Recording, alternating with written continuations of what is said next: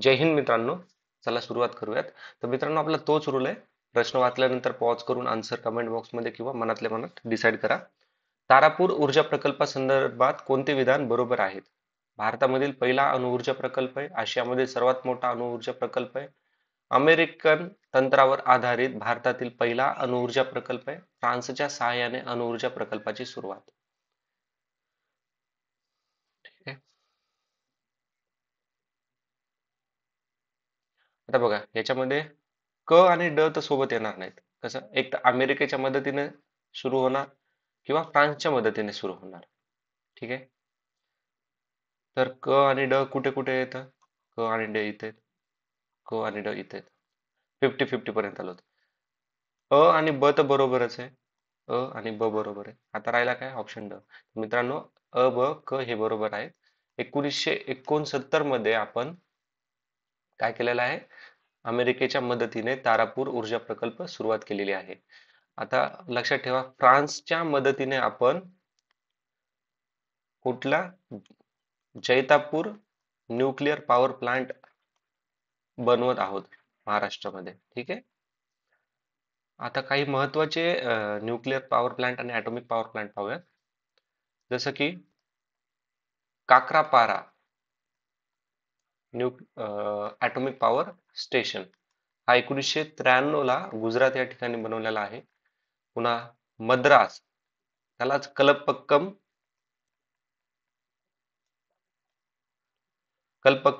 Atomic power station हा 1984 मध्ये तमिळनाडू या ठिकाणी. त्यानंतर नारोरा ॲटॉमिक पॉवर स्टेशन 1991 ला यूपी मध्ये. Rajasthan atomic power station 1973 Rajasthan मध्ये. कैंगा न्यूक्लिअर पॉवर प्लांट 2000 कुठे? कर्नाटका या ठिकाणी. आणि कुंडलकुलम न्यूक्लिअर पॉवर प्लांट 2013 मध्ये हा तमिळनाडू या ठिकाणी इस्टॅब्लिश करण्यात आला आहे आणि याची सर्वात जास्त कॅपॅसिटी आहे. ठीक आहे. नेक्स्ट प्रश्न पाहूयात आपण. पर्वतीय वाऱ्यांना चिनूक वारे असे कोणत्या विभागामध्ये म्हणतात? मित्रांनो, एमपीएससी मध्ये आपण खूप वेळेस हा प्रश्न डिस्कस केलेला आहे.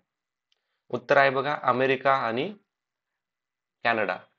चिनूक वारे हे वॉर्म आहेत, वॉर्म आणि ड्राय. तर ह्या वॉर्म आणि ड्राय असल्यामुळे ना, हे जिथं जिथं वाहतात तिथं असणाऱ्या स्नोला काय करतात? विघळून टाकतात, मेल्ट करतात. त्याच्यामुळे यांचं नाव पडलंय स्नो इटर. ठीक आहे. आता काही महत्वाचे वारे पाहूयात. जसं की लू. लू वारे हे हॉट विंड्स आहेत. ठीक आहे, गरम आहेत हे वारे आणि हे साऊथ एशियामध्ये वाहतात. त्यानंतर बघा, एक लक्षात ठेवा, हा प्रदेश जास्त न्यूज मध्ये असतो म्हणून सीमॉम किंवा त्याला सैमाईल असं पण म्हणतात, सैमाईल. तर सीमॉम हे स्ट्रॉंग ड्राय डेझर्ट विंड्स आहेत.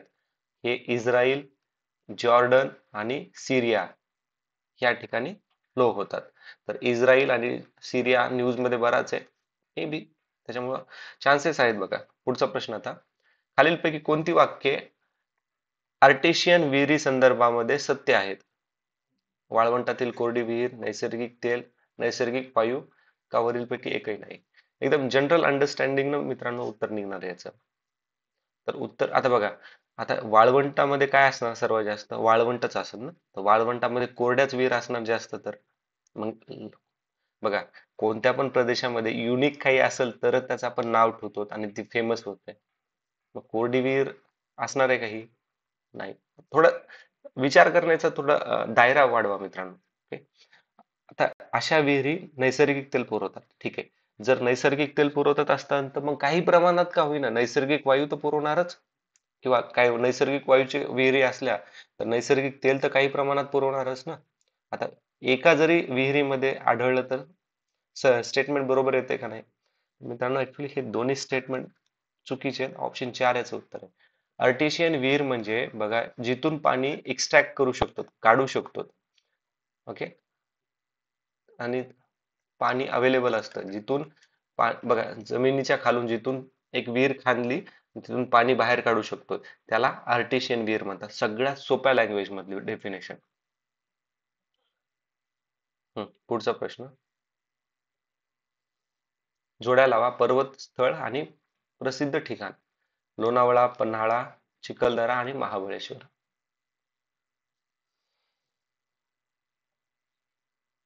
तर उत्तर आहे मित्रांनो आता याचं काय लोणावळा म्हणलं तर काय, तुंगाली सरोवर. ठीक आहे. पन्हाळा तबक उद्यान. चिखलदरा गाविल गड किल्ला आणि महाबळेश्वर लिंगमळा धबधबा, जो की वेण्णा रिव्हर वरती आहे, वेण्णा नदीवरती आहे. ठीक आहे. पुढचा प्रश्न आता. ठीक आहे. रिकाम जागा पर्सेंट सौर ऊर्जा पृथ्वीच्या भूपृष्ठावर पोहोचत नाही. आता आता लक्षात ठेवा. ठीक आहे. इथं जागा आहे, आपण इथं बघूयात. हा सूर्य, सन, हे ऍटमॉस्फिअर आणि ही आपली अर्थ. ठीक आहे. ह्या अर्थच्या काही भागामधला हे बर्फाळ प्रदेश, हे ऍटमॉस्फिअर मधले हे ढग. हम्म. आता सूर्याकडून एनर्जी म्हणजे सूर्यकिरण पृथ्वीवर पोहोचण्यासाठी 8 मिनिट लागतात. हा एक कन्सेप्ट झाला. सूर्यकिरण ज्यावेळेस असे सूर्याकडून येईल, ठीक आहे, त्यावेळेस येताना ते काय होतात, फक्त 65% हे पृथ्वीवरती ऍब्झॉर्ब केले जातात. 35% हे आकाशातच रिफ्लेक्ट बॅक होतात. म्हणजे हे बघा, इथूनच रिफ्लेक्ट बॅक व्हायलेत हे ह्या काय म्हणतात त्याला, याच्यातून आपले जे क्लाउड्स वगैरे असतात ना, त्याच्यात म्हणजे टोटल 35% सूर्याची किरण हे वापस जातात. त्याच्यातल्या जे आपलं हे आहेत ना, ढग आहेत ना, तर ढगातून 27% रिफ्लेक्ट बॅक होतात. आणि इथं काही प्रमाणात जिथं स्नो वगैरे असतो ना, तिथून 2% काय होतात, सूर्यकिरण वापस जातात. आणि बाकीच्या काही फॅक्टर्समुळे उर्वरित 6% वापस जातात.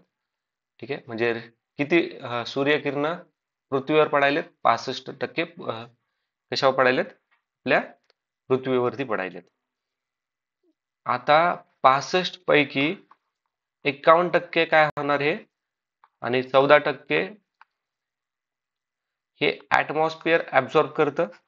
ठीक आहे. म्हणजे बघा, ऍटमॉस्फिअर मध्ये काही भाग हा रिफ्लेक्ट होतो, काही भाग हा ऍब्झॉर्ब पण होतो. कारण की ज्यावेळेस सन म्हणजे कधी पण ऍटमॉस्फिअर मध्ये कसं असतं मित्रांनो, 3 कंडिशन जास्त होतात. रिफ्लेक्शन, स्कॅटरिंग आणि ऍब्झॉर्प्शन. कारण की स्पेस ऍटमॉस्फिअर मोठा आहे ना, त्याच्यामध्ये खूप साऱ्या गोष्टी होऊ शकतात. म्हणजे बघा, सांगायचं कसं, मी हे थोडं एक्सप्लेन करतो, पण तुम्हाला लक्षात काय ठेवायचंय, सूर्याकडून येणारी जे पण एनर्जी आहे, 35% रिफ्लेक्ट बॅक होते, 65% काय करते, अर्थ ऍब्झॉर्ब करते. ठीक आहे. हे कन्सेप्ट महत्वाचे. आणि 65%मध्ये पण 51% काय होते, अर्थच्या सरफेस ऍब्झॉर्ब करतं, आणि उर्वरित 14% ही ऍटमॉस्फिअर ऍब्झॉर्ब करतं. आणि ह्या 35% जे रिफ्लेक्ट झालेलं आहे त्याच्यामध्ये 27% काय करतं, जे क्लाउड आहेत ना आकाशातले, ते क्लाउड वापस पाठवितात, आणि 2% स्नो वापस पाठवितात, आणि बाकीचे जे घटक आहेत ते 6% वापस पाठवितात. मे बी विचारलं तर हे पर्सेंटेज लक्षात ठेवा. ठीक आहे. आता याच्यात एक कन्सेप्ट आहे, albedo of earth.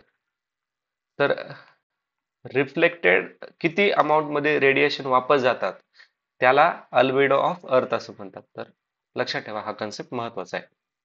I hope clear आहे पूर्ण. तर पुढचा प्रश्न, नागरीकरणाच्या प्रक्रियेत मानवी वसाहतीच्या काय विकासानुसार क्रम सांगा.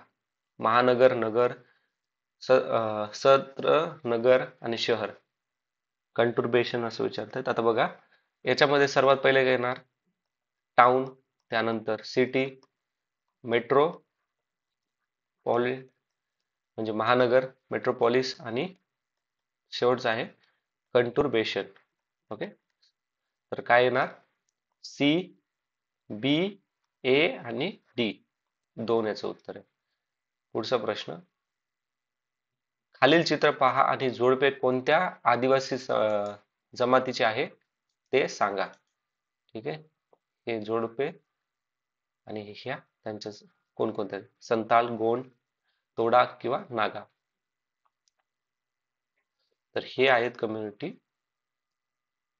तोडा. ठीक आहे, तोडा कम्युनिटी आपल्याला तामिळनाडूमध्ये पाहायला मिळते आणि ही तोडा कम्युनिटी ही वल्नरेबल ट्राईब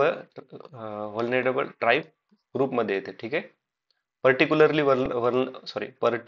वल्नरेबल ट्राईब ग्रुपमध्ये पीव्हीटीजी मध्ये येतं. ठीक आहे, आता तामिळनाडूमध्ये अजून कोणत्या पीव्हीटीजी आहेत, पर्टिक्युलरली वल्नरेबल ट्राईब कोणकोणते ट्राईब ग्रुप कोणकोणते आहेत, तर तोडा सोबत इरुलाज, त्यानंतर कोटाज, कुरुंबास, अजून एक आहे पनियास. ठीक आहे, नागा आपल्याला माहिती आहे, आपण ऑलरेडी डिस्कस केले. नागालँडमध्ये, मणिपूर, अरुणाचल प्रदेश, आसामच्या काही भागामध्ये, लक्षात ठेवा म्यानमारच्या काही भागामध्ये पण नागा ट्राईबचे लोक आहेत.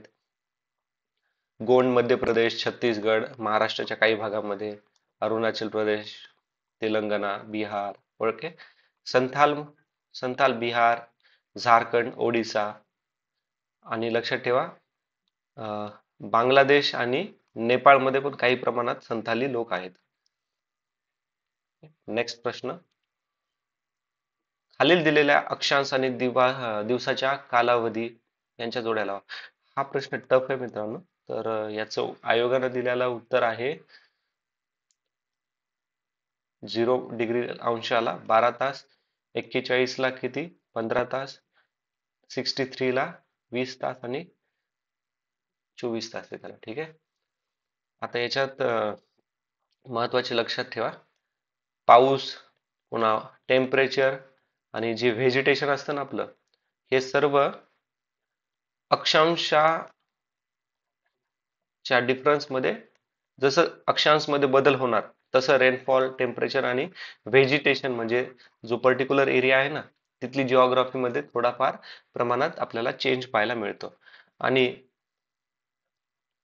लॉंगेस्ट डे आणि शॉर्टेस्ट डे यांच्यामधला जो डिफरन्स आहे, तर हा डिफरन्स आपल्याला जसं जसं अक्षांश आहे ना, ओके, अक्षांश यांच्यामुळेच आपल्याला पाहायला मिळतो, लॉंगेस्ट डे आणि याच्यामध्ये.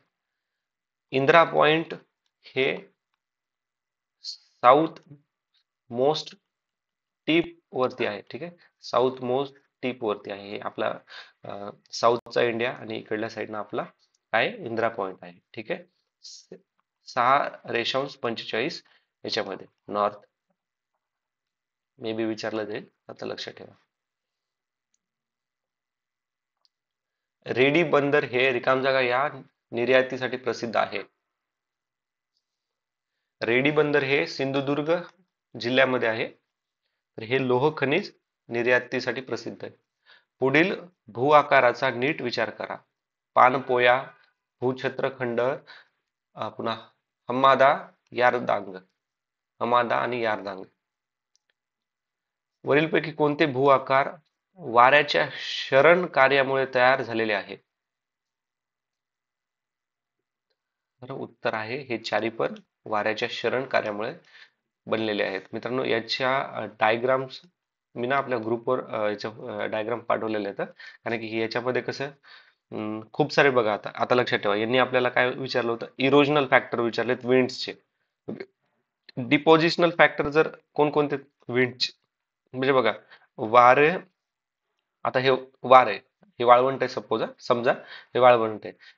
इथे काय झालं, हवा वाहते, म्हणजे हवा एका जागेवरून, ही रेती एका जागेवरून दुसऱ्या जागेवर घेऊन जाते. ठीक आहे, ह्या जागेवरून जी ही आता एक पॉइंट आहे, हा 2 पॉइंट आहे.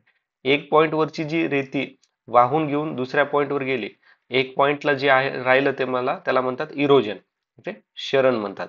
आणि ज्या एकची रेती 2 ह्या जागेवर येऊन पोहोचली त्याला म्हणतात डिपोजिशन.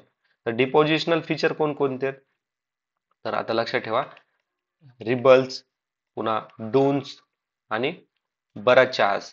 ते बराचास असे असतात ना, ते असे अशा टाईपचे. ठीक आहे, वाटलं तर याच्या डायग्राम्स, मी या सर्वांचे डायग्राम्स आपल्याला टेलिग्राम ग्रुपवर पाठवलेले आहेत, तुम्ही एकदा गो थ्रू करा. पुढचं आता आता एक लक्षात ठेवा, अजून आता आपण हे बघितलं इरोजनल फॅक्टर्स कुठले, कोस्ट. ओके, कोस्ट वरती इरोजनल फॅक्टर कोणकोणते आहेत? तर लक्षात ठेवा, क्लिफ, पुन्हा तिथे जे केव्स बनतात, स्टॅक्स बनतात, आणि इरोजनल झाल्यानंतर डिपॉझिशनल फॅक्टर्स कोणकोणते आहेत आपल्या, कुठले डिपॉझिशनल फॅक्टर कोस्ट. तर बीच, जे समुद्र किनारा बनतो तो, पुन्हा त्यानंतर स्पिट्स बनतात, बार्स बनतात, हे सर्व काय डिपोजिशनल कोस्टल कोस्टल लँडफॉर्म्स आहेत. ठीक आहे, तर हे लक्षात ठेवा, कारण की आपल्याला नेक्स्ट टाइम याच्यावरती प्रश्न बनण्याचे पण चान्सेस जास्त आहेत. जिल्हा आणि डोंगर, औरंगाबाद, नांदेड, गडचिरोली, धुळे.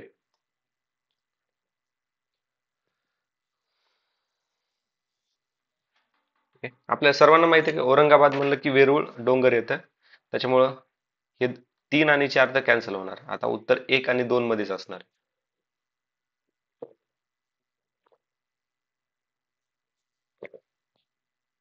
बघा, नांदेड मध्ये आहे मुंदखेड मध्ये. ठीक आहे, गडचिरोली सूरजगड, आणि धुळे आहे गाळना डोंगर. उत्तर काय आलं, ऑप्शन नंबर 2. पुढचा प्रश्न आता, कोणत्या उद्योगात कार्बन ब्लॅक प्रमुख कच्चा माल म्हणून वापरला जातो? तर रबर माल उद्योगामध्ये कार्बन ब्लॅकचा वापर केला जातो.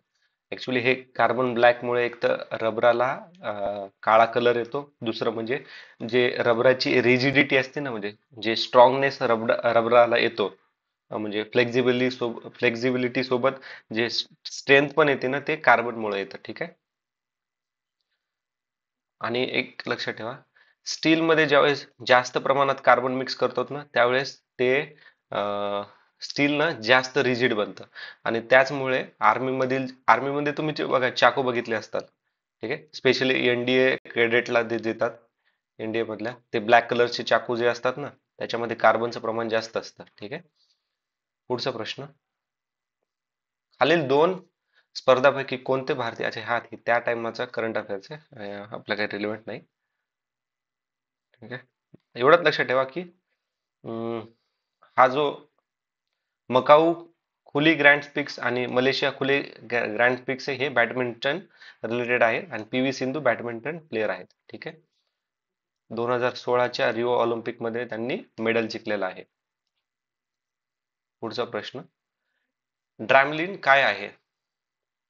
तर ड्रमलिन हे हिमनदीच्या भरण कार्यामुळे तयार झालेल्या लहान टेकड्या, वाऱ्याच्या भरण कार्यामुळे तयार झालेल्या लहान, हिमनदीच्या खनन कार्यामुळे झालेल्या लहान, आणि लाटाच्या. तर आता बघा, याच्यात एक जस्ट एक ट्रिक आहे, जर तुम्हाला सुचलत नाही पण तुम्हाला तुका मारायचा तर तुम्ही 50-50 पर्यंत येऊ शकता. बघा, कधी पण हे हिमालयाच्या, आता बघा हे दोन ऑप्शन ना, जिथं सिमिलर असतात दोन ऑप्शन. ओके, तर हे भरण आणि खनन ह्या दोन मध्ये डिफरन्स येतात, तर तुम्ही ह्या दोन मध्ये कधी पण तुक्का मारू शकतात. Most of the time answer याच्या दोन मधलेच असतं, तर उत्तर आहे ऑप्शन नंबर 1. ठीक आहे,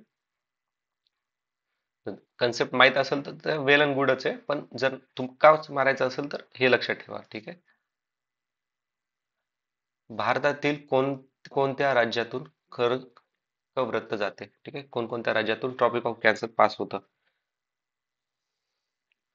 तर ठीक आहे, 8 राज्यातून कर्कवृत्त पास होतं. त्याच्यामध्ये लक्षात ठेवा, गुजरात, राजस्थान, मध्य प्रदेश, छत्तीसगड, झारखंड, वेस्ट बेंगॉल, त्रिपुरा आणि मिझोराम. गुजरात, राजस्थान, मध्य प्रदेश, छत्तीसगड, झारखंड, वेस्ट बेंगॉल, त्रिपुरा आणि मिझोराम. ठीक आहे, पुढचा प्रश्न, गरिबी हटाओ हा मित्रांनो आपल्याला सर्वांना माहित, आपण कितीतरी वेळेस डिस्कस केलेत. ऑप्शन नंबर 2, 5वा पंचवार्षिक योजना. 2011-12च्या, आता हे काही आपल्याला नाही इम्पॉर्टंट, हा प्रश्न पण एवढा इम्पॉर्टंट नाहीये. आता हा बघा, योग्य जोडी निवडा. तेंडुलकर समिती, नरसिंह समिती, चक्रवर्ती समिती आणि चेल्लय्या समिती.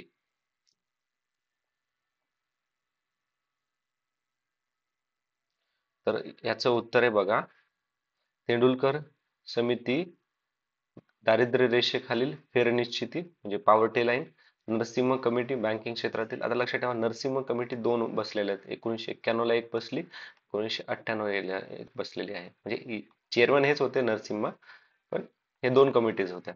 आता चक्रवर्ती समिती वित्तीय क्षेत्रातील सुधारणा आणि चिलैया समिती कर सुधारणा.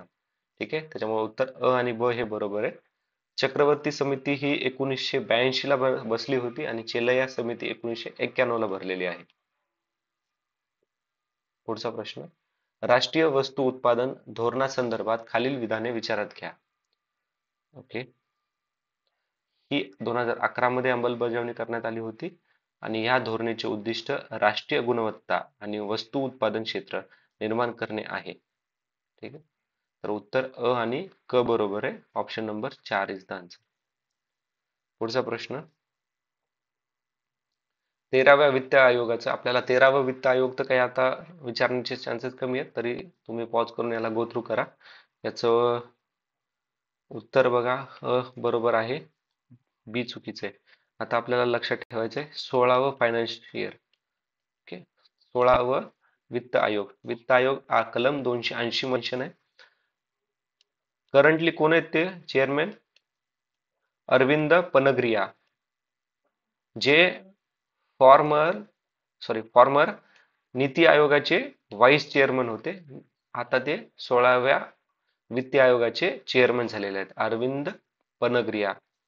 आणि एम काय आहे की जे टॅक्स रेव्हेन्यू आहे ना, tax revenue share formula between centre आणि स्टेट यावरती काम करणं. पुन्हा अं, जे डिझास्टर मॅनेजमेंट मॅनेजमेंटच्या वेळेस जे लागणारी फायनान्सिंग, लागणारे जे रिसोर्सेस वगैरे, तर याच्याबद्दल स्टडी करून प्रॉपर प्लॅनिंग करणं हे त्यांचं एक उद्दिष्ट आहे, टार्गेट आहे. ठीक आहे, आता पुढचा प्रश्न, खाली दिलेल्या पर्यायातून भारतातील काय संरचनात्मक बेरोजगारीची कारणे शोधा. एकदम कॉमन सेन्स वापरून याचं उत्तर काढू शकतो मित्रांनो आपण. ठीक आहे, कामरहित वृद्धी, श्रमशक्ती वर्गात वाढ. आता श्रमशक्ती वर्गात वाढ झाल्यावर बेरोजगारी काय वाढणार? आता मला सांगा, एक एक व्यक्ती आहे, हा काम करू शकतो एवढा, ठीक आहे, एक पर्टिक्युलर अमाऊंट मध्ये काम करू शकतो, पण याच्या जाग्यावर आता 10 जण आले, ते म्हणतात की मी पण काम करतो हे. मग काय होणार? एकच म्हणजे ह्या एकच माणसाचं काम तो काय करणार?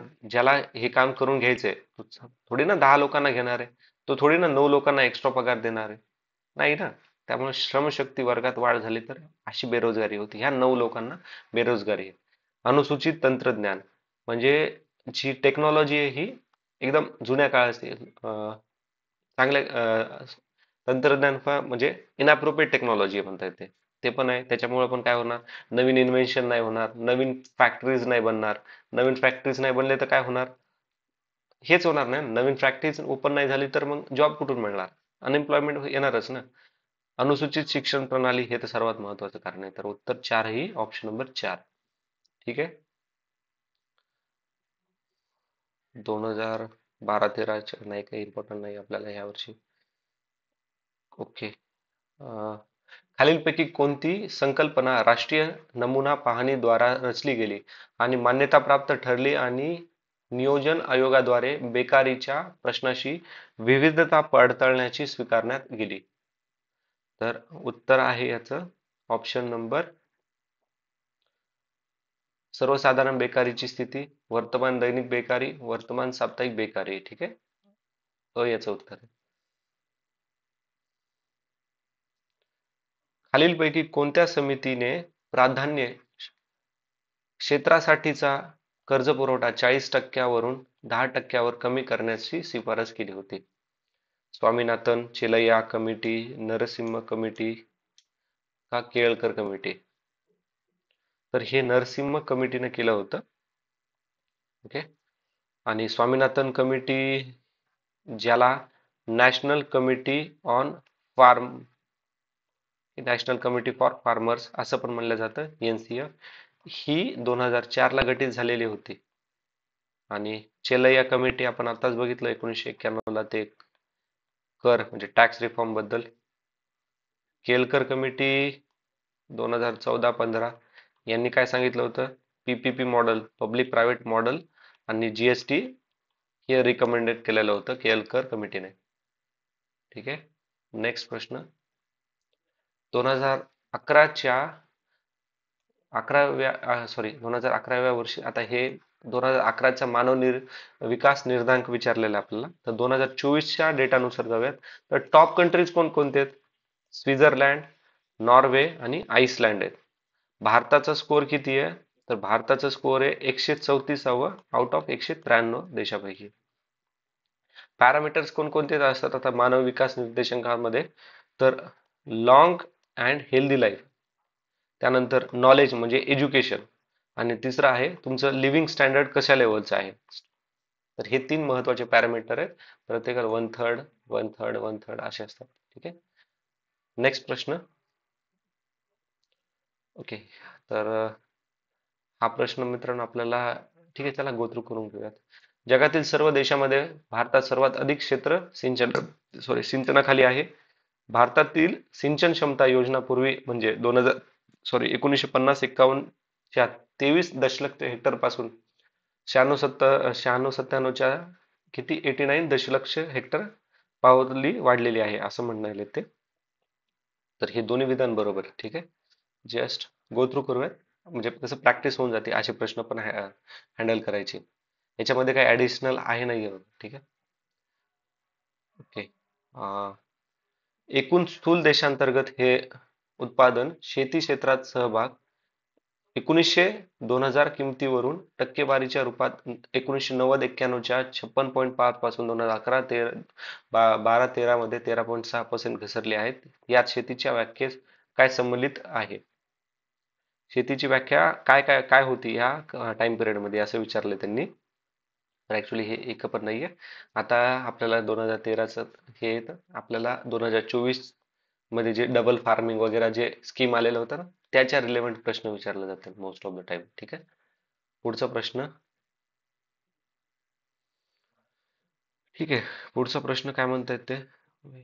सन 1956 च्या औद्योगिक धोरणांचे पूर्ण विचारांनी व जोमाने चालू झालेली औद्योगिकरणीय प्रक्रिया विविध पंचवार्षिक योजनेच्या तितक्याच जोशात राबवली गेली, जीत विविध उद्योगाची क्षमता वाढविण्यावर भरीव खर्च केला. त्यामुळे मागील 50 वर्षांमध्ये औद्योगिक उत्पादन 5% वाढले आणि भारत जगातील 5वे सर्वात अधिक औद्योगिक राष्ट्र आहे. तर उत्तर काय आहे? तर उत्तर बघा, हे 2013चा STI पेपरचा प्रश्न आहे.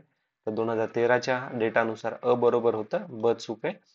आता याच्यात लक्षात ठेवा, 1996 म्हणलं काय? सेकंड 5 इयर प्लॅन महालनोबिस मध्ये काय होतं? रॅपिड इंडस्ट्रियलायझेशन वर आपण फोकस केलं होतं. ठीक आहे. आता 2024च्या दृष्टीने एकच मुद्दा लक्षात ठेवा की इंडिया जगातला 5वा लार्जेस्ट इकॉनॉमी आहे नॉमिनल जीडीपी टर्म्स मध्ये. ओके. हा मुद्दा लक्षात ठेवा. ग्रामीण मजदुराकरिता राष्ट्रीय कमिशन प्रमाणे नवीन धोरणामुळे मोठ्या शेतकऱ्यांचा फायदा झाला आहे, लहान शेतकऱ्यांचा फायदा झाला नाही, कारण की त्यांच्याकडे आवश्यक साधन संपत्ती, ज्ञान नाही, पुन्हा आपत्तीला तोंड देण्याची क्षमता पण नाहीये. तर हे विधान बरोबर आहे. गरिबांना शेतीमध्ये मालक शेतकरी म्हणून सामावून घेतले पाहिजे, असं मजदुराकरिता राष्ट्रीय कमिशनने काही म्हटलं नाहीये. आता महत्वाचे काय मुद्दे आहेत? ही जी राष्ट्रीय कमिशन आहे ना, ग्रामीण मजदुराकरिता असलेले राष्ट्रीय कमिशन म्हणजे national commission on rural labour, ही एक वैधानिक संस्था आहे, वैधानिक बॉडी आहे, म्हणजे स्टॅच्युटरी बॉडी आहे. आणि 11 ऑगस्ट 1987 मध्ये याची स्थापना झालेली आहे. आणि यांचं पर्पज काय आहे, एम काय आहे? तर जे रुरल एरियामधील जे लेबर आहेत, ओके, त्या लेबरचे इश्यू स्टडी करणं, गव्हर्नमेंटला रिकमेंड करणं त्यांचे इश्यूज, त्यांच्याबद्दल पॉलिसीज बनवणं, हे काम हे rural labour, national commission on rural labour यांचं आहे. ठीक आहे. हृदयविकाराचा झटका येऊ नये म्हणून कोणते औषध वापरतात? तर ऍस्पिरिन औषध वापरतात. सार्वजनिक सभागृहात किंवा प्रेक्षागृहात ध्वनी विषयक दर्जा हा निकृष्ट ठरण्याचे कारण काय आहे? तर निनाद म्हणजे रिव्हर्ब्रेशन. याच्यात काय होतं, व्हॉइस न रिटर्न येतो आणि तो एकूण एकाला टक्करला जातो, त्याला रिव्हर्ब्रेशन किंवा निनाद असं म्हणतात. समुद्राची खोली मोजण्यासाठी काय वापरतात? सोपा प्रश्न आहे. सोनार तंत्र. Okay, SONAR. डांबराच्या गोळ्याचा आकार काही दिवसांनी कमी होतो कारण? तर sublimation is the answer. Evaporation मध्ये काय होतं? लिक्विड गॅसमध्ये रूपांतर होतं किंवा वेपर मध्ये रूपांतर होतं. कंडन्सेशनचं गॅसचं रूपांतर लिक्विड मध्ये होणं. ठीक आहे. पुढचा प्रश्न. वस्तूचे वजन सर्वात जास्त असते. तर वस्तू ही पृथ्वी. तर पोलार रिजनवर वस्तूचे वजन सर्वात जास्त असते. स्टेनलेस स्टील हे कशाचे संमिश्र आहे? लोखंड, क्रोमियम आणि निकेल याचे संमिश्र आहेत. वन लाईनर आहेत मित्रांनो, याच्यात काही ऍडिशनल नाहीये, म्हणजे फॅक्ट आहेत हे. डेटॉल मधील मुख्य घटक काय आहे? डेटॉल मध्ये टफ प्रश्न आहे बघा. आता डेटॉल मध्ये काय आहे एवढं कोण लक्ष ठेवत नाही म्हणा. उत्तर आहे याचं क्लोरोरायझेनॉल. क्लोरोरायझेनॉल. आता टिंचर आयोडीन याचा वापर बघा अँटीसेप्टिक म्हणून केला जातो. आता हे जे क्लोरोरायझेनॉल आहे ना, याचा पण वापर ना अँटीसेप्टिक म्हणूनच केला जातो. ठीक आहे. आणि याच्यामध्ये अँटी मायक्रोबियल प्रॉपर्टीज आहेत. पुन्हा बायटिमॉनॉल म्हणजे हे ट्रीट करतं इन्फेक्शन्सला. आणि बोरिक ऍसिड पण काय करतं? हे अँटी मायक्रोबियल आहे बघा. ठीक आहे. अँटी फंगल, अँटी मायक्रोबियल असं आहे. पुढचा प्रश्न.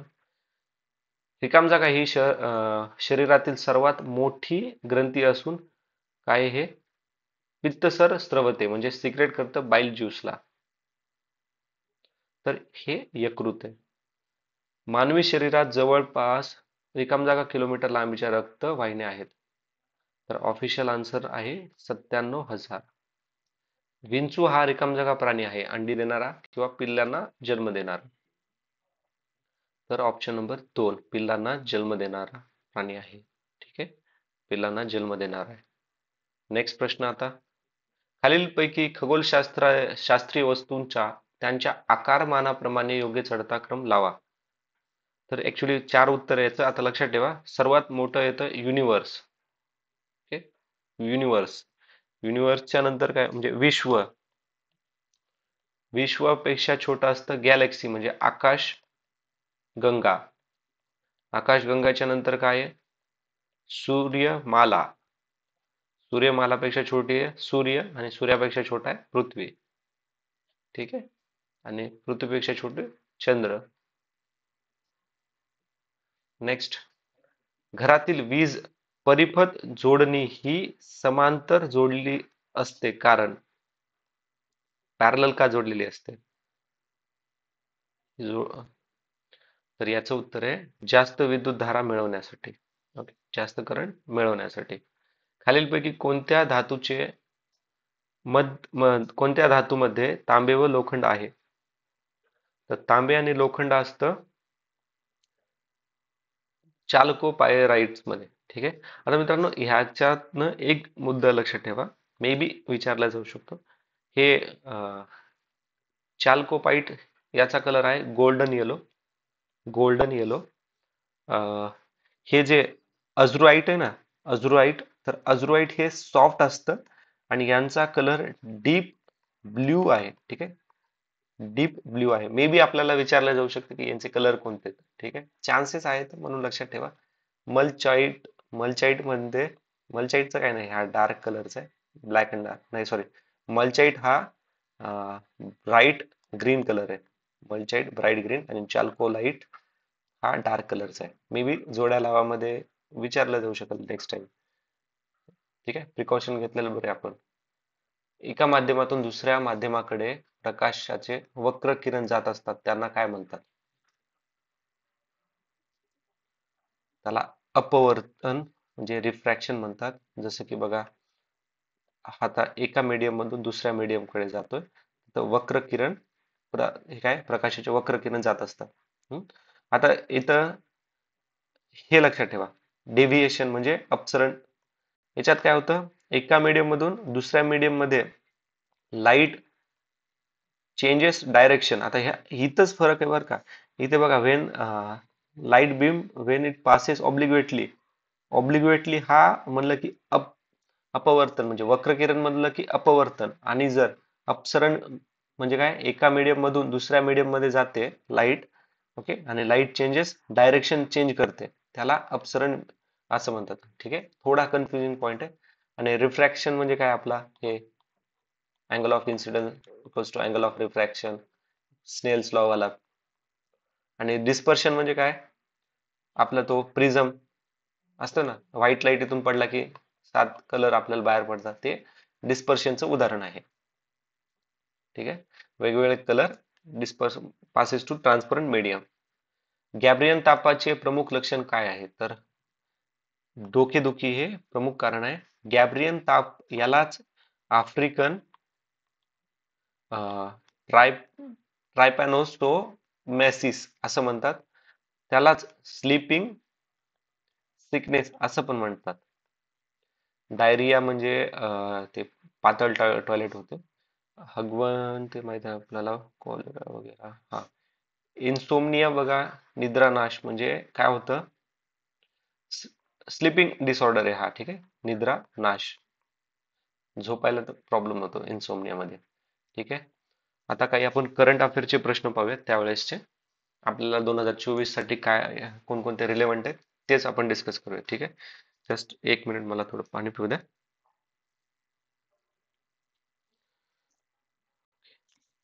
तर आता तरुण सागर यांच्या बाबतच्या खालील विधानांचा विचार करा. तरुण सागर हे बुद्ध मुनी आहेत. त्यांचे कडवे प्रवचन नावाचे पुस्तक होते. त्यांची नोंद लिम्बा बुक मध्ये, आणि त्यांच्या सर्वात मोठे पुस्तक जगात सर्वात मोठे असून त्याचे आकारमान वगैरे. तर बघा, हे तरुण सागर बुद्ध मुनी नव्हते, जैन मुनी होते.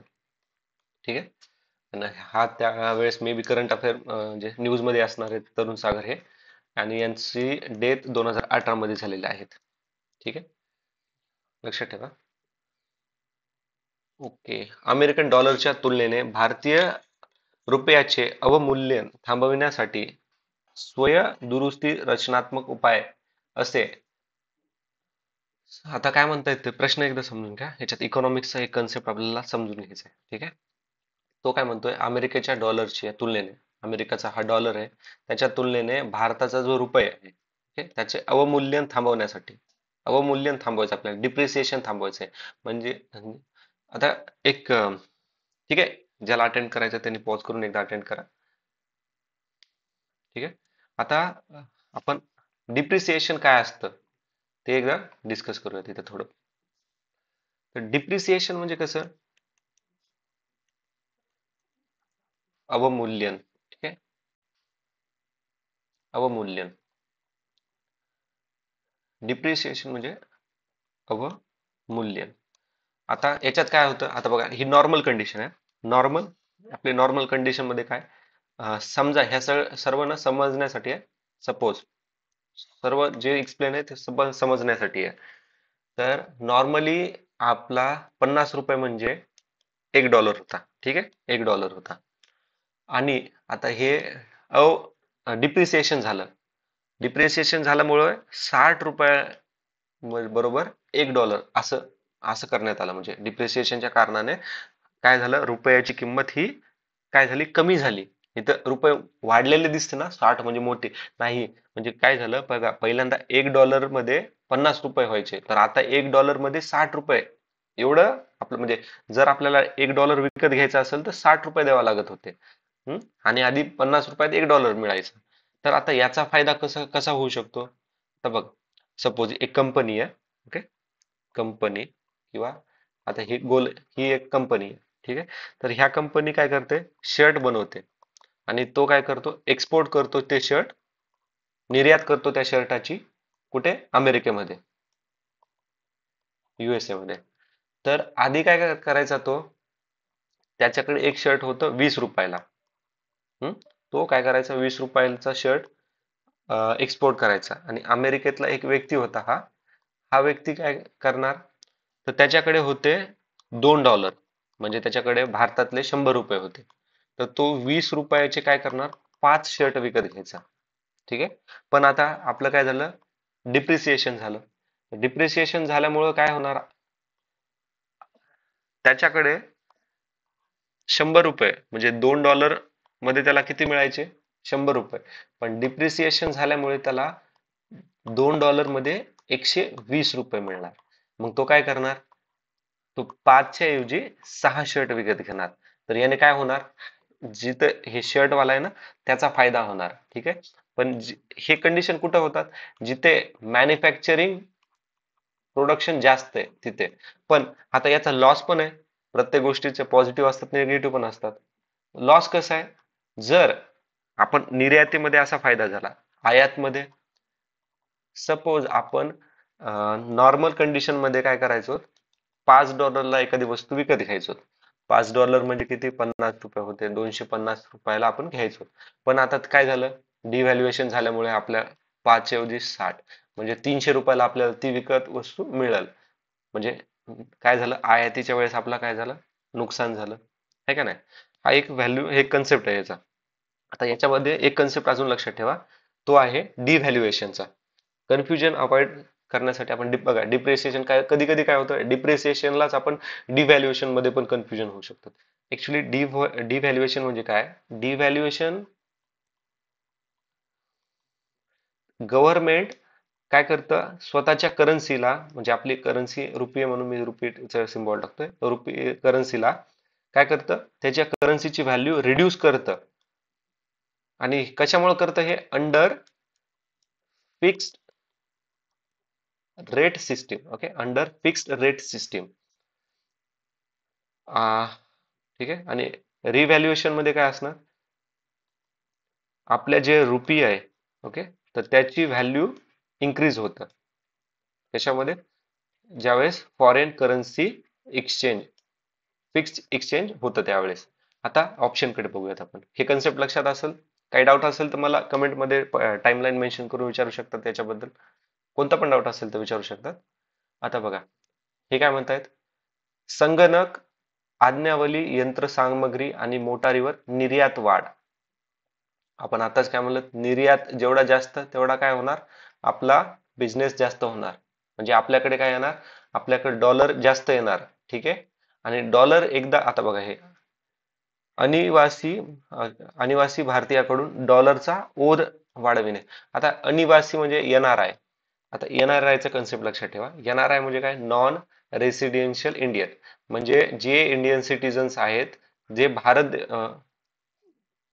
जे भारताच्या बाहेर 182 दिवसापेक्षा जास्त राहतात, त्यांना NRI असं म्हणतात, मोठी सांगायचं गेलं तर. ठीक आहे. तर यांच्याकडून डॉलरचा ओघ आला, म्हणजे जे रेमिटन्स म्हणून एक कन्सेप्ट आहे ना. ओके. आता हे काय करणार, हे डॉलर भारताकडे पाठवायला, म्हणजे भारताकडे डॉलरचं प्रमाण काय वाढणार. मग डॉलरचं प्रमाण वाढल्यानंतर रुपयाचं किंमत, रुपयाला, पैशाला अप्रिशिएट होणार ना. बघा मार्केटमध्ये, बघा सगळ्यात सोपं, नॉर्मल लाईफ मध्ये ज्याला आपण रोज बघतो त्याला आपण किंमत कमी देतो. तसं आहे म्हणजे समजण्यासाठी, तसं डॉलरचं प्रमाण जास्त वाढलं तर काय होणार, रुपीची व्हॅल्यू वाढणार. म्हणजे ठीक आहे, रुपीची व्हॅल्यू पहिल्यापेक्षा वाढणार. ठीक आहे. असं नाही की डायरेक्ट डॉलरच्या पुढे जाणार, असं नाही. ठीक आहे. म्हणजे झालं, पण बरोबर आहे. काय, विना गरजेच्या वस्तूची आयात कमी करणे, बरोबर आहे. आता ज्या वस्तूची गरज आहे, ज्या वस्तूपासून आपल्याला, आता सपोज एक वस्तू आहे, एखादी मशीन आहे आणि एक आयफोन वगैरे आहे. आयफोन मागू आयात करण्यात काही फायदा आहे का, ऑब्विसली त्या पर्सनला फायदा असेल काही, त्याचा लक्झरियस आयटम आहे ते. पण एक मशीन किंवा काही असं प्रोडक्ट आपण आयात केलं, ज्या प्रोडक्ट पासून आपल्याला अजून काय होणार, बेनिफिट होणार, पैसा कमवू शकणार. ओके. जर याच गोष्टीची आयात वाढवली आणि यांची कमी केली तर काय होणार, आपल्याला आपल्याला जास्त फायदा होणार. त्याच्यामुळे क पण विधान बरोबर आहे. तर उत्तर ऑप्शन नंबर 4 आहे. ठीक आहे. आय होप क्लिअर आहे सर्व. पुढचा प्रश्न. अच्छा ठीक आहे. हा काय 2013 मधला नॅशनल राष्ट्रीय अवॉर्ड बद्दल विचारले आपल्याला. तर आपण काय करूयात, पूर्ण 2024चा नॅशनल अवॉर्ड आणि त्याची थोडी हिस्ट्री पण पाहून घेऊयात. ठीक आहे. पहिले हिस्ट्री पाहूयात. तर लक्षात ठेवा, 1913 मध्ये दादासाहेब फाळके यांनी पहिला भारतीय सिनेमा बनवला होता, ज्याचं नाव आहे राजा हरिश्चंद्र. ओके. हा एक कन्सेप्ट झाला. एक डायरेक्ट पॉइंटच आहे हा, लक्षात ठेवा. मे बी विचारला जाऊ शकतो, खालीलपैकी कोणता भारताने बनवलेला पहिला चित्रपट आहे. तर राजा हरिश्चंद्र 1913 मध्ये कोणी कोणी बनवला? दादासाहेब फाळके यांनी.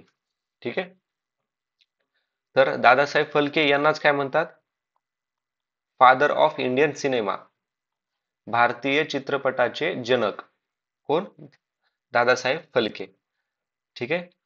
तर हा जो अवॉर्ड आहे, राष्ट्रीय अवॉर्ड NFA, हा 1954 मध्ये इंट्रोड्यूस करण्यात आला होता. कशासाठी? की सिनेमामध्ये जे पण चांगलं काम करायलेत, एक्सलन्स ऑफ सिनेमा प्रमोशन, अजून सिनेमा बनवण्यासाठी म्हणजे प्रोत्साहन देण्यासाठी त्यांनी हा अवॉर्ड चालू केला. ठीक आहे. तर हा अवॉर्ड कोण देतं?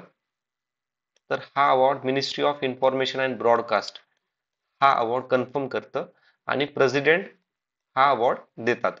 तर 2024 मध्ये 70वा एडिशन झालेलं आहे आणि मिथुन चक्रवर्ती यांना काय भेटलाय? दादासाहेब फाळके अवॉर्ड मिळालेला आहे. आता याच्यामध्ये बेस्ट ऍक्टर म्हणून कोणाला? तर रिषभ शेट्टी यांना कंतारा या पिक्चर साठी बेस्ट ऍक्टर म्हणून अवॉर्ड मिळालेला आहे. बेस्ट ऍक्ट्रेस म्हणून कोणाला आहे? तर नित्या मेनन आणि मानसी पारेख. आता बेस्ट फीचर फिल्म कोणती आहे? तर अट्टाम.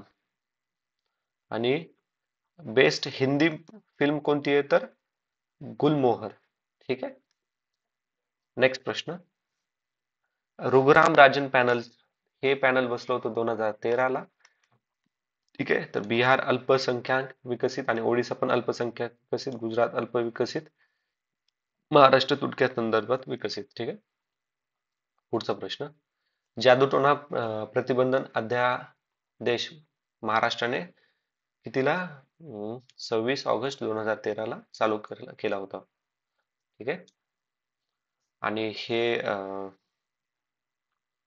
हा ऍक्ट केव्हा पास झाला होता? ज्यावेळेस ते अँटी सुपरस्टिशन, म्हणजे जे काय म्हणतात त्याला, अँटी सुपरस्टिशन आहेत ना, म्हणजे जे जादूटोणा किंवा यांचे ऍक्टिव्हिस्ट आहेत, एक अँटी सुपरस्टिशनचे ऍक्टिव्हिस्ट, त्यांचं नाव आहे नरेंद्र नरेंद्र दाभोळकर. यांचा काय झाला होता? यांचा मृत्यू झाला होता पुण्यामध्ये. त्यांच्या मृत्यूपर्यंत त्यांनी ते अँटी सुपरस्टिशन हा जो कायदा आहे तो काढला होता. आणि नरेंद्र दाभोळकर हे एक अँटी सुपरस्टिशन ऍक्टिव्हिस्ट होते. ठीक आहे. नकाराधिकार, राईट टू रिजेक्ट म्हणजे काय? तर मतदारांना सर्व उमेदवार नाकारण्याचा संपूर्ण हक्क, म्हणजे नोटा बद्दल बोलतात, नोटा. ओके. नोटा ऑप्शन हेच काय देतं आपल्याला? वोटर्सला काय देतं? Right to reject. ठीक आहे. त्याचं नाराजी व्यक्त करण्याचं आपल्याला त्यांना हे ऑप्शन देतं, राईट टू रिजेक्ट नोटा. त्यामुळे निवडणूक प्रक्रियेत सर्वांगीण बदल व सुधारणा होईल आणि राष्ट्रीय पक्षात स्वच्छ प्रतिमेच्या उमेदवाराचे उभे करणे भाग पडेल. तर बरोबर आहे. आता बघा, समजण्यासाठी ही एक कॉन्स्टिट्युएन्सी आहे. इथे हे हे 4 कॅन्डिडेट उभा टाकलेत, ABCDE, हे 5 उभा टाकलेत. हे सिटीजन्स आहेत आणि यांना हे पाचही पण आवडलेले नाही आहेत काही कारणास्तव. ठीक आहे. ते म्हणतात हे पाचही पण मी त्यांना निवडूनच देणार नाही. तर त्याच्यावर त्याला म्हणजे त्याला वोट करण्याचा त्याचा अधिकार आहे. मग त्याच्यासाठी त्यांनी नोटा हे ऑप्शन आणले. ओके. Right to reject. तर तो नोटावरती क्लिक करू शकतो. मतदानाचा कायदेशीर अधिकार आहे तर नकाराधिकार मूलभूत अधिकार आहे असं सर्वोच्च न्यायालयानं म्हटलेलं आहे. बरोबर आहे. त्यामुळे निवडणुकीत शुद्धता, पारदर्शकता व जिवंतपणा आढळेल. बरोबर आहे. हे सर्व स्टेटमेंट बरोबर आहे. मित्रांनो, जस्ट इलेक्शन आपलं आता झालेलं आहे, तर हा प्रश्न फार महत्वाचा आहे आपल्यासाठी. हा, कारण की मे बी रिपीट होऊ शकतो. हे 2013चा आहे एसटीआय, आणि एसटीआय 2013 मध्ये खूप क्वालिटी प्रश्न आहेत. ऑब्व्हियसली काही काही प्रश्न तर आयोगाचे असतात, तुम्हाला माहिती आहे. पण ऍट द एंड एक सांगू का, आयोगच मायबाप आहे. त्यांनी दिलेलं आन्सरच बरोबर आपल्याला कन्सिडर करावं लागतंय. ठीक आहे. त्याच्यामुळे काही काही प्रश्न जर तुम्हाला असं वाटत असेल हे काहीतरी वेगळंच आहे, तर तिथं अडकून बसू नका. टाइम नका वाया घालू. जस्ट मूव्ह फॉरवर्ड करा. तर आपल्याला त्यांनी काय म्हटले, असत्य आहे तर ऑप्शन 4 खाली वरीलपैकी कोणतेही काय असत्य नाहीये, म्हणजे चारही स्टेटमेंट बरोबर आहेत. अरे, ही त्यावेळेसची न्यूज म्हणजे करंट अफेअर म्हणजे स्कीम आहे.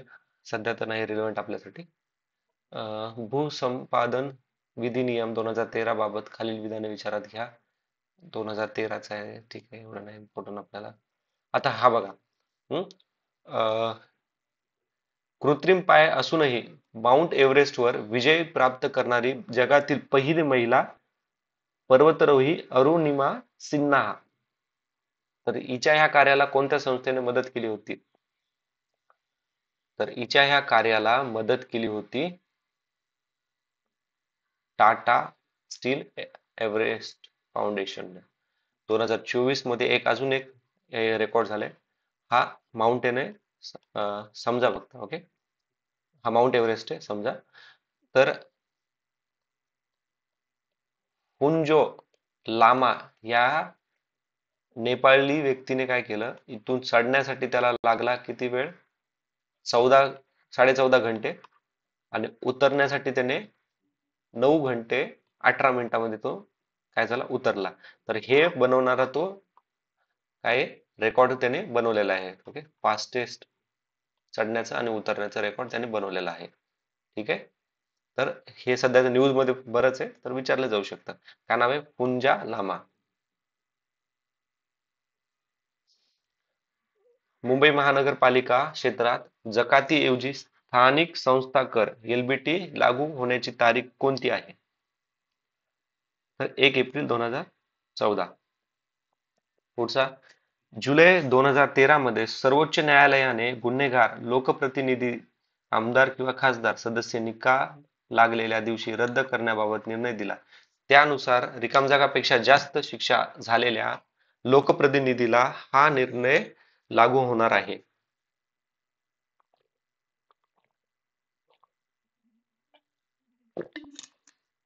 तर उत्तर आहे बघा, 2 वर्षापेक्षा जास्त. ओके? हे पण आतासाठी महत्वाचे आहेत आपल्याला, रिसेंट इलेक्शनमुळे. आता काही महत्वाचे पॉइंट्स लक्षात ठेवा. ऍक्च्युली आता लक्षात ठेवा, याच्या वेळेस ना ही जी सर्वोच्च न्यायालयाची गुन्हेगारवाला ना, तर ती एक केस होती लिली थॉमस वास union of India and others. 10 जुलै 2013च्या वेळेस झाली होती. तर ही जी केस आहे ना, ही पण लक्षात ठेवा. मे बी याला विचारून ह्याच प्रश्नाला थोडं मॉडिफाय करून विचारलं जाऊ शकेल. ठीक आहे. आता महत्वाचे मुद्दे लक्षात ठेवा. आर्टिकल 102 सब क्लॉज 1 मध्ये काय मेन्शन केलंय? डिस्क्वालिफाय करणं एमपी ला. ओके, एमपी राज्यसभा आणि लोकसभा मधले एमपी डिस्क्वालिफाय करू शकतो. ठीक आहे. आर्टिकल 191 मध्ये डिस्क्वालिफाय कोणाला करू शकतो? एमएलए. कुठले? लेजिस्लेटिव्ह असेंब्ली, विधान परिषद, विधानसभा मधले. 191, आर्टिकल 191 मधले. त्यानंतर जर डिस्क्वालिफिकेशन कोणकोणत्या पद्धतीने होऊ शकतं ते सांगतो मी. जर असं आढळलं की हा व्यक्ती एमपी, एमएलए किंवा एमपी असे एमएलए आहे, यांच्यापैकी कोणी ऑफिस ऑफ प्रॉफिट केलं, त्या ग्राउंडवर पण त्याला काढून देऊ शकतात. पुन्हा अनसाउंड माइंड आणि इनसॉल्व्हन्सी असेल किंवा त्याच्याकडे व्हॅलिड सिटिझनशिप नसेल, तर त्याला काय करू शकतो? डिस्क्वालिफाय करू शकतो. ठीक आहे. आणि आपल्याला माहिती आहे 10th शेड्यूल नुसार अँटी डिफेक्शन, त्याच्यामध्ये पण आपण त्याला रिमूव्ह करू शकतो. आणि अजून एक आहे, representation of people's act RPA 1951 नुसार काय करू शकतो आपण डिस्क्वालिफाय करू शकतो जर क्रिमिनल केस मध्ये. ठीक. नेक्स्ट प्रश्न. 11 फेब्रुवारी हा दिवस जागतिक मातृत्व दिन म्हणून साजरा केला जातो आणि काय हा भारतात अधिकृत मान्यता प्राप्त भाषा 22 आहेत. बरोबर आहे. आपण ऑलरेडी डिस्कस केलेलं ह्या 22 लँग्वेज कोणकोणत्या 3 अमेंडमेंट झालतात ते कोणत्या अमेंडमेंटला कोणती लँग्वेज ऍड झाली हे लास्टच्या व्हिडिओत आपण ऑल डिस्कस केलेले आहे. ठीक आहे. आता लक्षात ठेवा हे जे जागतिक मातृत्व दिन हे 21 फेब्रुवारी आहे ना की 11 फेब्रुवारी. आणि हे जे जागतिक मातृत्व दिन 2000 साली चालू करण्यात आलं होतं युनेस्कोनं. ठीक आहे. आणि याचा आता एक लक्षात ठेवा याला इनिशिएट कोणी केलं होतं म्हणजे जागतिक मातृत्व दिन असावा असं कोण म्हणायचं तर बांगलादेश हा इनिशिएटर आहे जागतिक मातृत्व दिनाचा. ठीक आहे. सध्या बांगलादेशचे हाल बेहाल आहेत. पुढचा प्रश्न. डॉक्टर नरेंद्र दाभोळकरांनी कोणता ग्रंथ लिहिला नाही तर त्यावेळेसच्या न्यूज मध्ये असणार आहेत हे तर पुरोगामी विचार. पुढचा प्रश्न आहे बघा. आता हा पण काय माहिती का त्यावेळेसचा करंट अफेअर बेस्ड आहे तर एवढंच लक्षात ठेवा सायंटिस्ट ऑफ द इयर पुरस्कार ज्याला विज्ञान रत्न अवॉर्ड असं पण म्हणतात 2024 मध्ये हा अवॉर्ड प्रेसिडेंटने कोणाला दिला आहे प्रोफेसर गोविंद राजन पद्माभन. ठीक आहे. पद्माभन हो गोविंदराजन पद्माभन यांनी जे मॉडर्न बायोलॉजी आणि बायोटेक्नॉलॉजी मध्ये रिसर्च केले याच्यासाठी त्यांना कोणता विज्ञान रत्न अवॉर्ड 2024 प्रेसिडेंट ऑफ इंडिया कडनं मिळालेला आहे त्यांच्या हस्ते मिळालेला आहे. आणि स्वामीनाथन हे काय ग्रीन रिव्होल्यूशनचे जनक आहेत फादर आहेत पायनियर आहेत. आणि Swaminathan award for environment protection 2024 हा अनंत दर्शन शंकर यांना मिळालेला आहे अनंत दर्शन शंकर यांना मिळालेला आहे. ठीक आहे. पुढचा प्रश्न. आता 2024 मध्ये सर्वात सुपर स्पीडवाला कॅम्प्युटर कोणता आहे तर इल कॅपिटा USA चा आहे. ओके. सेकंड पोझिशनला USA चा फ्रंटियर आणि जपानचा फुगाकू. ओके. ही आहेत 2-3 मध्ये फ्रंटियर कोणाचं आहे USA चं आणि जपानचं फुगाकू. योग्य कथन कोणतं आहे डॉक्टर बाबासाहेब आंबेडकरांनी संविधानाच्या भाग 3 चा उल्लेख सर्वात टीकात्मक भाग असा केला आहे आणि तामिळनाडूमध्ये एकूण आरक्षण कोटा 69 आहे. तर हे दोन्ही स्टेटमेंट बरोबर आहेत. भाग 3 मध्ये काय येतात मूलभूत अधिकार फंडामेंटल राईट्स आर्टिकल 12 ते 35 मध्ये. भाग 3 लाच कॉन्स्टिट्यूशन मध्ये अजून काय म्हणतात तर Magna carta of India. Direct लक्षात ठेवा Magna carta of India. Okay. Doctor Babasaheb Ambedkar drafting कमिटीचे चेअरमॅन होते 1947 मध्ये अपॉइंट करण्यात आलेले होते. फर्स्ट लॉ मिनिस्टर पण तेच होते. ठीक आहे. आणि संविधान बनवण्यामध्ये सर्वात सिंहाचा वाटा कोणाचा आहे तर आपले डॉक्टर बाबासाहेब आंबेडकरांचाच आहे. पुढचा प्रश्न. अच्छा हे त्यावेळेस न्यूज मध्ये होते तरुण तेजपाल इम्पॉर्टंट आहे आपल्यासाठी. अच्छा हा प्रश्न बघा हा टफ कॅटेगरीतला प्रश्न आहे. पृथक करनीयतेचा सिद्धांत निर्धारित करतो की एखादा संपूर्ण कायदा अथवा त्यांचा काही भाग संविधानाच्या विरोधात आहे. विकसनशील निर्वचनाचा सिद्धांत हा संविधानाचे निर्वचन करतात सतत परिवर्तनशील सामाजिक विधिविषयक संदर्भ ध्यानात ठेवतो. तर अ आणि ब हे दोन्ही विधान बरोबर आहेत. ठीक आहे. टफ हे जस्ट ऍज इट इज लक्षात ठेवा. ठीक आहे. पुढचा प्रश्न. ग्रामसेवकाच्या संदर्भातील योग्य विधान निवडा. तर ते ग्रामपंचायतीचे दैनंदिन काम पार पाडतात. त्यांची नेमणूक राज्य शासनाकडून होते. ते ग्रामपंचायतीची महत्वाची कागदपत्र व हिशोब सांभाळतात. ते पंचायत समितीच्या सभांच्या नोंदी ठेवतात. तर उत्तर आहे मित्रांनो अ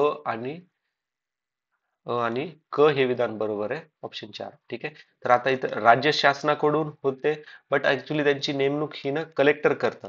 ओके, कलेक्टर करतं. तर मे बी हे स्टेटमेंट पण बरोबर असलं असतं, पण आयोगाने आणि क हे विधान दिलंय. ठीक आहे, आणि क. मे बी जर ब क जर असला ऑप्शन मध्ये तर ते उत्तर असू शकलं असतं. ठीक आहे, राज्य शासनाकडून करू शकतात. इवन दो कलेक्टर हे सेंट्रल कडनं येतात, बट राज्य शासनाच्या अंडरमध्ये ते काम करतात. आता आयोग मायबाप आहे, त्यांनाच माहित असणार ते. ओके, आता लक्षात ठेवा, याच्यामध्ये जो सचिव आहे, ग्रामपंचायतीचा सचिव, आता याची डे टू डे लाईफ मधले कोणकोणते काम आहेत बघा. काय करणार, दैनंदिन काम पार पाडण्याचा वर्किंग काय करतं ते करतात. ठीक आहे. पुन्हा जे पण रेकॉर्ड्स आहेत कशाचे, आता मी यांचे ग्रामसेवकाचे काम सांगतोय. ग्रामसेवकाचे काम काय, डे टू डे दैनंदिन काम पार पाडणं, दैनंदिन दिवसाचा जो रिपोर्ट आहे तो रिपोर्ट काय करणं, रिपोर्ट बनवणं, रेकॉर्ड ठेवणं. कशाचे रेकॉर्ड ठेवणं, फायनान्शियल, पैशा रिलेटेड जे पण रेकॉर्ड आहे ते रेकॉर्ड बनवून ठेवून देणं. जो अॅन्युअल रिपोर्ट आहे, ओके, अॅन्युअल जो रिपोर्ट आहे तो रिपोर्ट पंचायत समिती आणि जिल्हा परिषद यांना पाठवून देणं. जे पण ऑफिस आहे ऑफिसचं सर्व काम कीप अप टू डेट करून ठेवणं. आता एक महत्वाचं आहे, गव्हर्नमेंटनं म्हणजे स्टेट गव्हर्नमेंटनं त्यांना सांगितलं असेल की पर्टिक्युलर टॅक्स तुम्ही गोळा करा, तर ते गोळा करण्याचं काम करणं. ठीक आहे, तर हे त्यांचे काम आहेत. ओके, तर मित्रांनो आता बाकी सायन्सचे, अच्छा हे झालंय का आपलं? हा, बाकी आपण हिस्ट्रीचे प्रश्न ऑलरेडी मागच्या लेक्चरमध्ये डिस्कस केलेले. तर आपण इथंच थांबूयात. काही डाऊट असेल तर प्लीज कमेंट बॉक्समध्ये मेन्शन करा. Thanks for watching. See you in next video. जय हिंद.